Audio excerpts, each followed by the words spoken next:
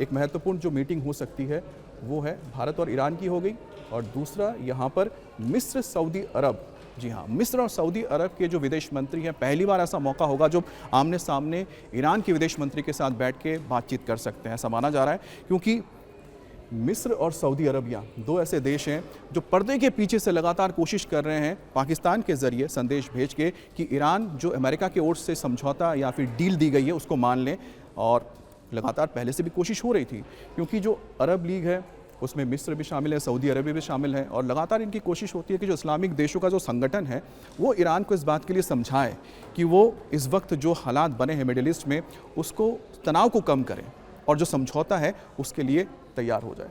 तीसरी जो मीटिंग हो सकती है वो भी बहुत महत्वपूर्ण है, वो है संयुक्त अरब अमीरात यानी कि यूएई और ईरान के विदेश मंत्री के बीच में माना जा सकता है कि हो सकती है। अब ये कब होगी इसको लेके तो बहुत ज़्यादा कुछ भी स्पष्ट नहीं है, लेकिन कोशिश है कि दोनों के बीच में हो सकती है, क्योंकि स्ट्रेट ऑफ हॉर्मूज इस वक्त एक ऐसी जगह है जो दोनों देशों के लिए बहुत महत्वपूर्ण है। ये देखिए, स्ट्रेट ऑफ हॉर्मूज में इस तरफ अगर यूएई है तो इस तरफ ईरान, तो दोनों के पास बराबर का ये आप कह सकते हैं कि अधिकार है स्ट्रेट ऑफ हॉर्मूज पे। लेकिन ईरान का ये मानना है कि नहीं, इस पे हमारी संप्रभुता है, और यही बात उसने समझौते के जरिए कही है। और उसने अमेरिका से कहा है कि ईरान की इस डिमांड को मान लिया जाए कि स्ट्रेट ऑफ हॉर्मूज पर ईरान के आधिपत्य को, यानी कि इसका जो अधिकार है एकाधिकार किया जाए। और इसका विरोध यूएई लगातार कर रहा है, क्योंकि यूएई का मानना है कि उसका भी उतना ही अधिकार है जितना ईरान का है। तो जब दोनों देशों की ये बातचीत होगी, यहाँ पर अगर होती है, अगर बातचीत होती है, तो ऐसे में यूएई इस बात को रखेगा इसके सामने, ईरान के सामने, कि वो अपना एकाधिकार की बात जो करता है उसे छोड़ दे। अब इस बीच ये पूरा हम मान सकते हैं कि भारत ही एक समाधान यहाँ पर दे सकता है, वो है बातचीत के ज़रिए। क्योंकि भारत वो मंच दे रहा है इन तमाम देशों को, देखिए इन तमाम देशों को जो इस वक्त इस युद्ध में किसी भी तरह से जुड़े हुए हैं या उसका हिस्सा हैं या उनके ऊपर इस युद्ध का असर पड़ा है मिडिल ईस्ट में, कि वो ईरान के विदेश मंत्री के साथ बैठ के इसको सुलझा सकें। और सबसे महत्वपूर्ण भारत की कोशिश होगी कि हमारे जो हित हैं उसको किस तरह से हम इस बातचीत के ज़रिए, इस मंच के ज़रिए हम अपनी पूरी कर सकते हैं।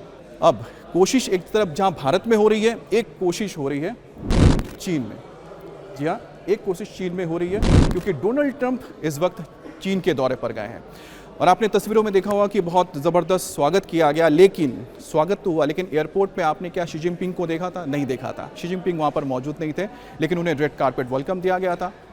फिर दोनों की मुलाकात हुई है।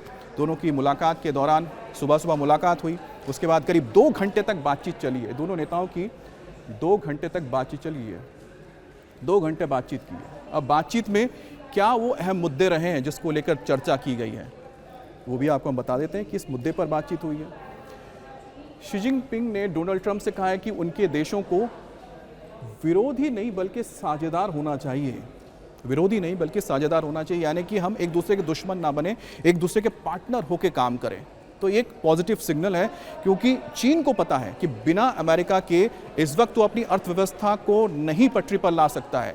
चीन की अर्थव्यवस्था अंदर से बहुत ज़्यादा डैमेज हो चुकी है, हालांकि वो दिखने वाली नहीं है, क्योंकि आप सोचिए करीब 15 ट्रिलियन की इकनॉमी है और अमेरिका की करीब 25 से 26 ट्रिलियन की इकनॉमी है। आप सोचिए इनकी इकनॉमी अगर 15 ट्रिलियन की करीब है और इनकी है करीब 26 ट्रिलियन की, तो इसको नुकसान होने में और इसका असर देखने में काफ़ी वक्त लगता है।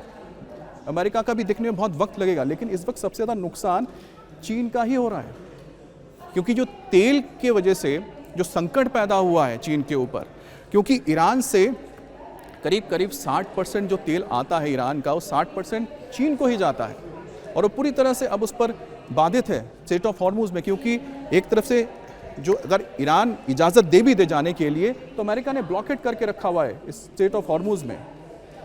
देखिए, स्ट्रेट ऑफ हॉर्मूज में अगर यहाँ पर ईरान ने अगर ब्लॉक किया है, तो बाहर की तरफ अमेरिका ने कर दिया है। अगर ये ईरान के पास है, तो ये यूएस ने यहाँ पर ब्लॉक करके रखा हुआ है। तो यही वजह है कि इस वक्त चीन को काफ़ी परेशानी हो रही है, उसकी अर्थव्यवस्था चरमरा गई है।